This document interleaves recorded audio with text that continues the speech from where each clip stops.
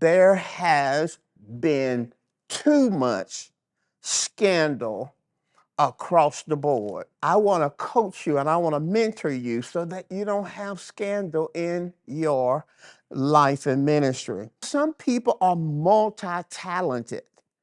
They have all these gifts. The problem, they never accomplish anything. They never finish because they don't commit to it and they don't focus and they don't finish. We're going to be talking about shifting or pivoting from the big start to discipline. What are you thinking about? You got to be alert. How many thought I retired? Welcome to Answers That Work with Mike Moore. Hello, I'm Mike Moore, and this is the Answers That Work broadcast. I'm so glad to have you with us today because I am sharing insights from my new book entitled The Big Pivot. We want to shift our leadership focus from outward success to inward growth. Now, I wrote this book, and it's a book based off character, not anointing and not miracles and not signs and no, character. God said to me that the next move of God will be in the area of character. So we want to shift our focus because in the past we focused just on outward success, but we need to shift over into the arena of character. I believe this book is so very important, and these 4-lesson series I'm sharing with you is so very important because we have a character crisis. A character crisis when a leader lacks integrity, and that lack of integrity undermines his or her credibility and hinder his or her effectiveness. So we need to make the shift. We need to pivot. So today in this second lesson, we're going to be talking about shifting or pivoting from the big start to discipline. From the big start, because there are leaders who are really excited in the beginning. They are fired up about the new project. They're fired up about the initiative and they go for it. And then sometimes they have a degree of initial success, but it doesn't last. It kind of fizzle out. We've all seen the explosion of growth in an area, and then all of a sudden it begins to fade out.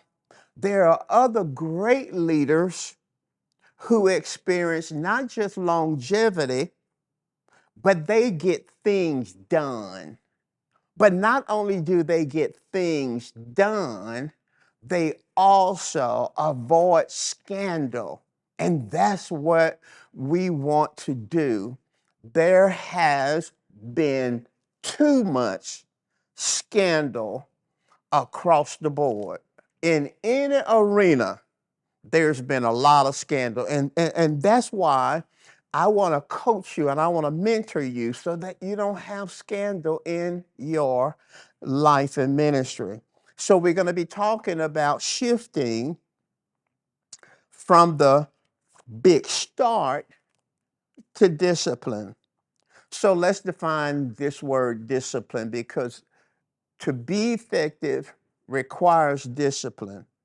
Discipline is the ability to make yourself do the things you need to do when you ought to do them, whether you want to or feel like it or not. Think about that. It's the ability to make myself, the ability to make yourself do what you need to do when you ought to do it, whether you want to or not. Let's look at another side of discipline. Discipline is the strength to not do the things you want to do that contradicts godly values and maintain focus until the job or the project is finished. So think about that one. That's a shift. We said in our first definition, we said that discipline is the ability to make yourself do what you need to do when you ought to do it, whether you want to or feel like it or not. Then we flipped it a little bit and we said that discipline is the ability to not do the things that you want to do that contradict with godly value, a godly value system, and you maintain your focus and you finish the job. That's powerful. That's so powerful. We're talking about discipline today, not just a big start. You know, it's been said that it's not how you start, but how you finish. Well, that's partly true because it is important how we start.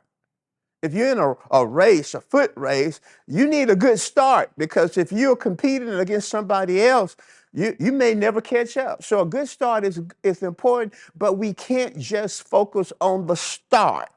We can't focus just on, I learned this as a pastor to watch people because people normally get really excited about something new. And even in your personal life, I bet you've really got started excited about something new.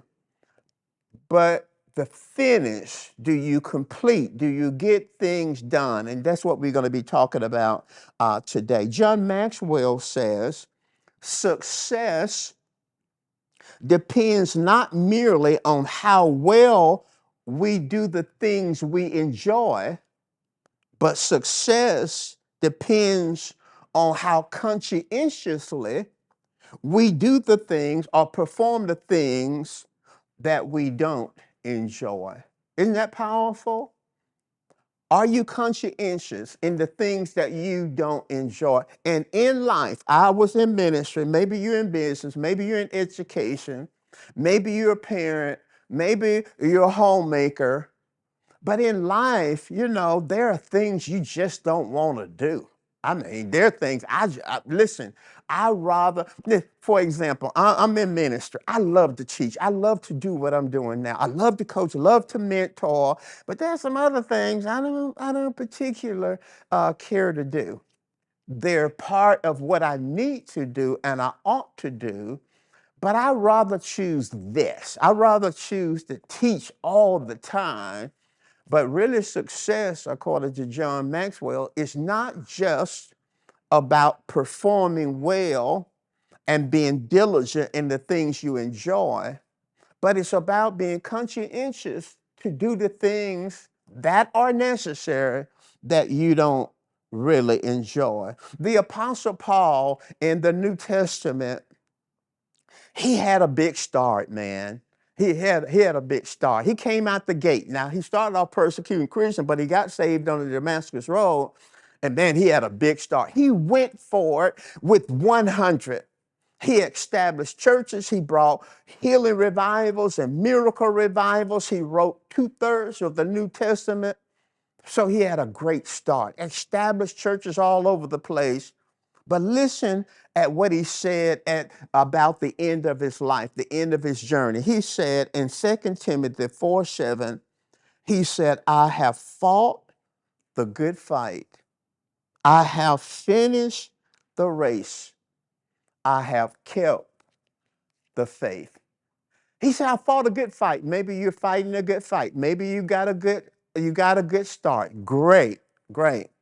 But it's going to take discipline for you to conclude your race or your assignment or the project. It's going to be very important that you have discipline.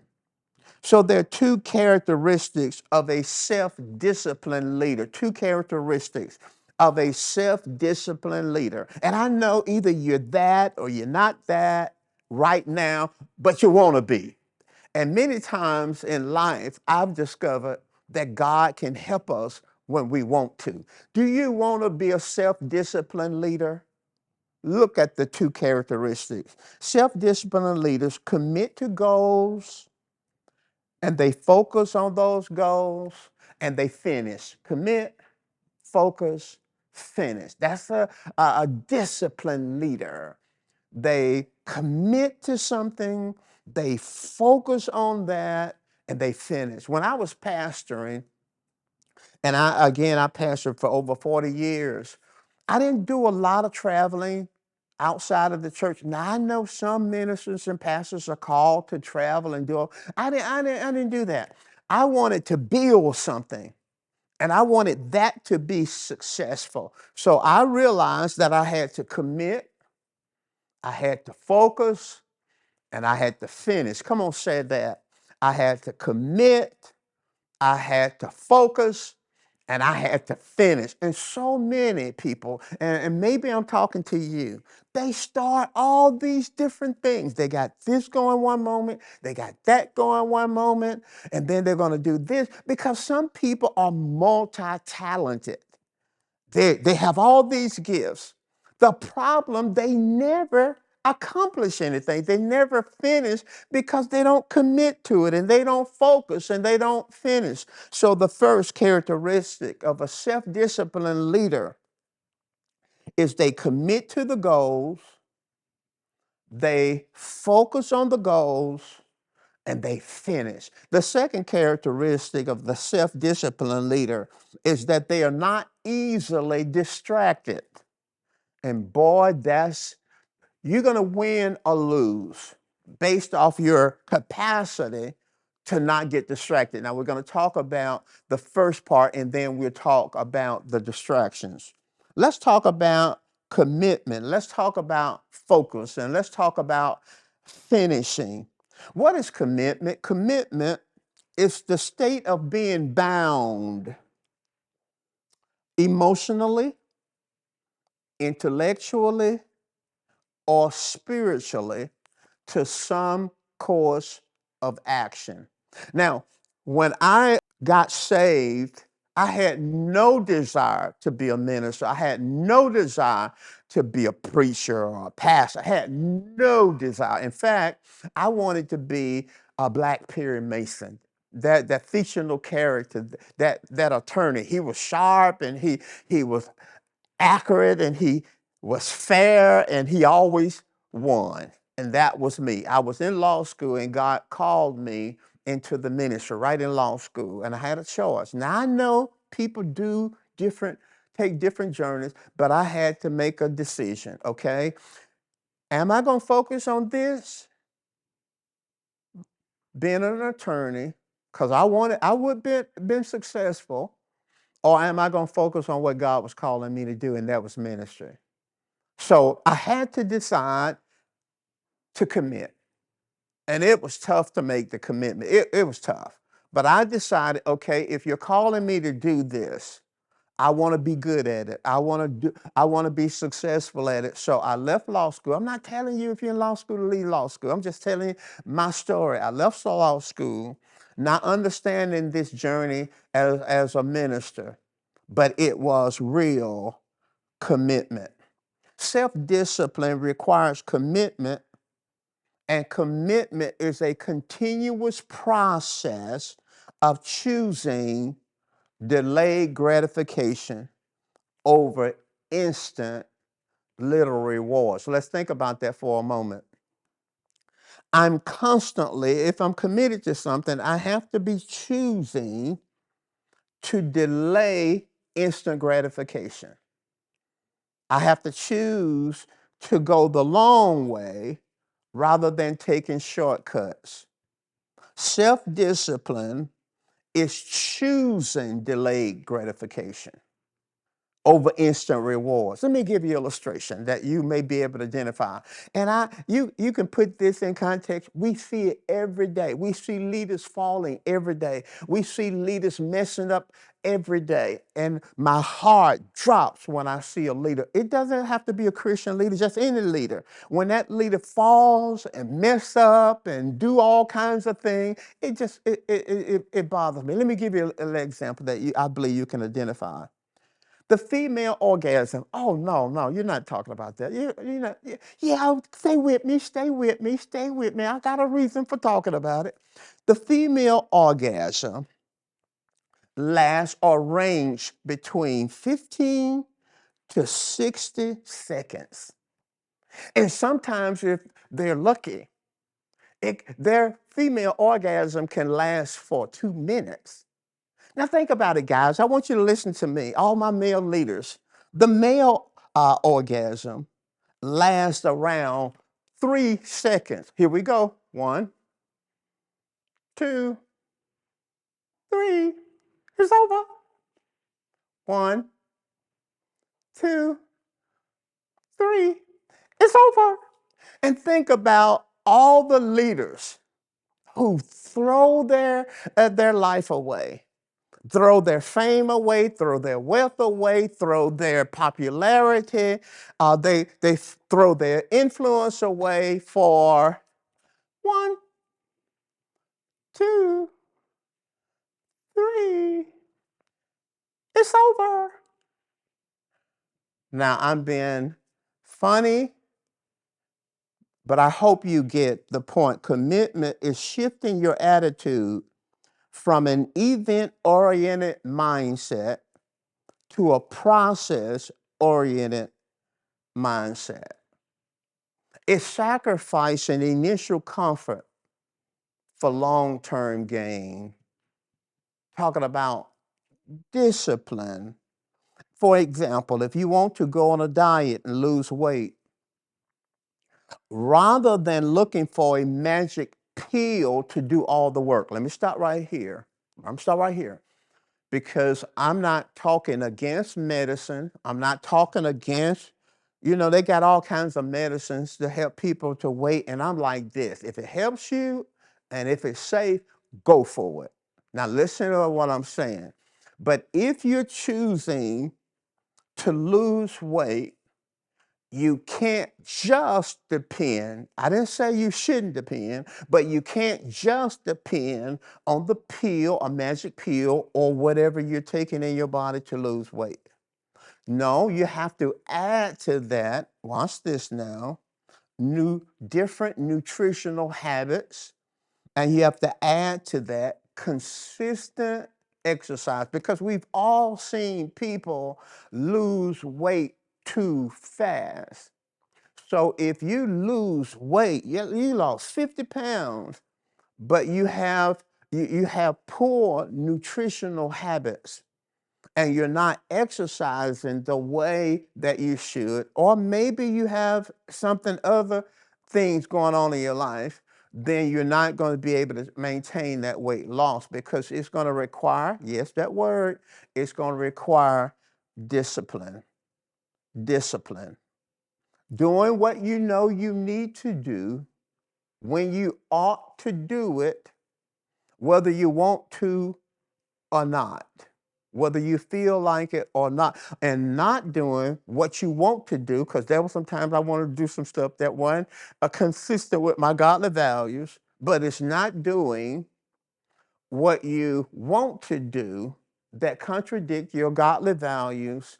You maintain your focus and you finish. So let's look at the second part of this discipline. It begins with commitment, then focus. Focus is the ability to concentrate on the most important goals, values, and priorities despite distractions, pressures, and competing interests. Now, I'm going to tell you this tough. This one is challenged. The focus will be your biggest challenge. Once you know what you want to do and you're committed to that, now you got to maintain focus. You got to maintain focus. And the challenge will be is that there are going to be distractions. We'll talk about that in a moment. And then there's going to be pressures, especially on your Christian journey, because Satan is out there and he's trying to throw things at you. And so he'll throw a lot of good things at you, and you find yourself overly committed because you were not focused. Focus can be the difference between the winners and the losers. You show me anybody who's very successful in any area over the long haul, I'll show you a focused person. Focus is the key to efficiency. Efficiency. In other words, resource management, time, money, and energy. All of us have time, money, and energy. It's not that we need more time. Some people say, well, I just wish I had more time. No, no, no, no, no. We all get the same amount, 24 hours in a day. We all get the same amount. And some people are successful with their stewardship of those 24 hours, and others are not. And the difference between the ones that are successful and the ones that are not is focus, efficient, concentration. I use my time, I use my energy, I use my money on the things that matter. And many Christians and many leaders don't need more money. They need focus. They need to channel the money, the time, and the energy into the things that will bring them the greatest results. So for me, I understand that teaching will bring me the greatest results. So I'm going to spend my time on learning how to teach, read, study, read articles, internet, whatever. I've got to focus on being a good teacher. So that's going to require time. Now, I could do some other things because I'm a pretty smart guy. I could do some other things, but what will bring me the greatest impact? That's what I want you to think about. I remember one of my members showed me her card. This is a joke. This is not a put down. That car had everything. I looked at her car. I said, girl, you got a lot going on your car. And that's the way a lot of people are. They got so much and it's good stuff. Think about it. But when you don't focus, your time, energy, and money becomes diluted. I see pastors make the same mistake. They trying to be a Walmart superstore church. They doing a little bit of this, a little bit of that, a little bit of this, a little bit of that, and really don't amount to much at all because they lack focus. Lack focus. So you have the money, you have enough money to do what you need to do right now. You have enough. You say, but I don't have enough. Yes, you do. You need to focus on what you have. And then finally finish. That means to arrive, accomplish, and reach the goal. That's what we want to do. We want to commit, we want to focus, and then we want to arrive and reach the goal. We want to finish. I want to be a finisher. How about you? I mean, start in the little things. Okay, you say you're going to clean your garage. Okay, you say you're going to clean your closet. Okay, let's start there. And let's work on that closet, straightening out that closet until we finish. Let's get that garage, and we're gonna work on that garage because we got stuff all over the place, and we don't need it. I'm talking to myself now because I got a lot of clothes, and my wife and I said we were gonna do something with them clothes because it's just a lot of stuff around. We don't even know sometimes the stuff that we got. Focus, finish, commit, focus, finish. Let's talk about distractions. A distraction is anything that pulls you away from your calling, God's commands, and your leadership responsibilities. Anything that pulls you away from the calling on your life. See, God doesn't call us to do everything. He calls us to do specific things. So distraction is anything that pulls you away from that calling. It can be something good. And I'm not talking about illegitimate stuff, but stuff that's good.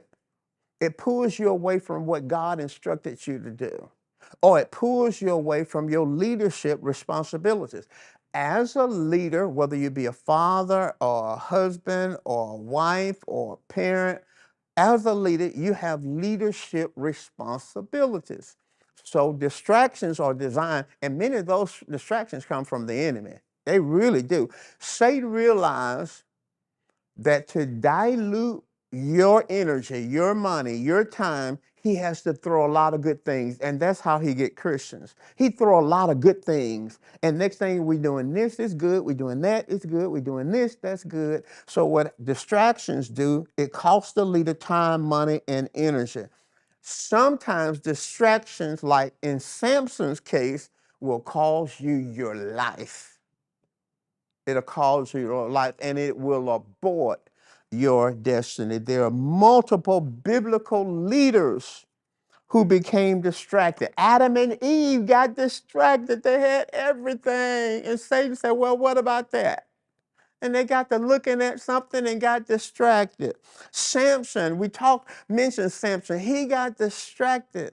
He liked them girls, man. Samson was strong, man. He was winning, but he liked them girls, and he ran up on the wrong girl, Delilah, and she got him distracted. And then there's Demas, who was a minister of the gospel, a companion of the Apostle Paul in ministry, saved, spirit-filled.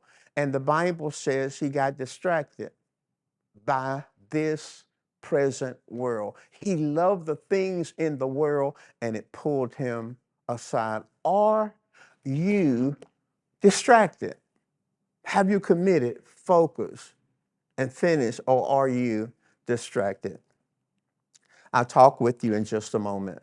I wrote The Big Pivot, Shifting Your Leadership Focus from Outward Success to Inward Growth, because character matters. It is a character book.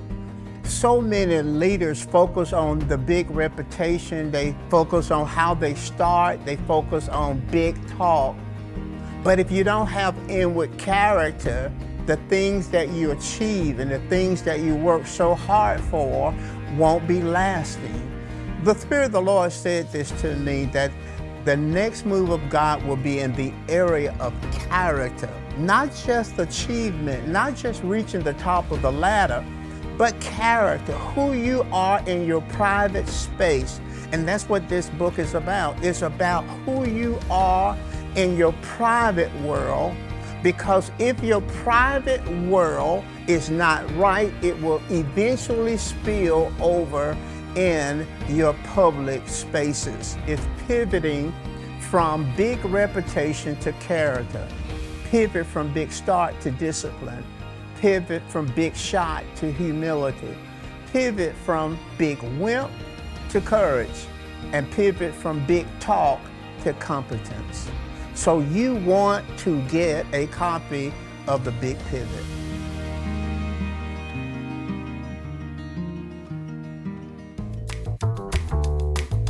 The lesson I just finished was about shifting our focus from a big start. You know, we start things and projects and we enthusiastic about it, but we need to be disciplined in order to finish what we started. So we were learning about discipline, the three components: commitment and focus and finish, and avoiding distractions. But the word preach will not profit you if you don't mix faith. So let's do something practical. Think about a project that you've been procrastinating about, and I want you to decide, I'm going to commit to it, I'm going to focus on it, and I'm going to finish. Listen, that's how you take the word and bring it into your life and experience. Don't forget to get a copy of my book, The Big Pivot, at MikeMoore.com. And remember, the Word of God is the answer. Thank you for watching Answers That Work with Mike Moore.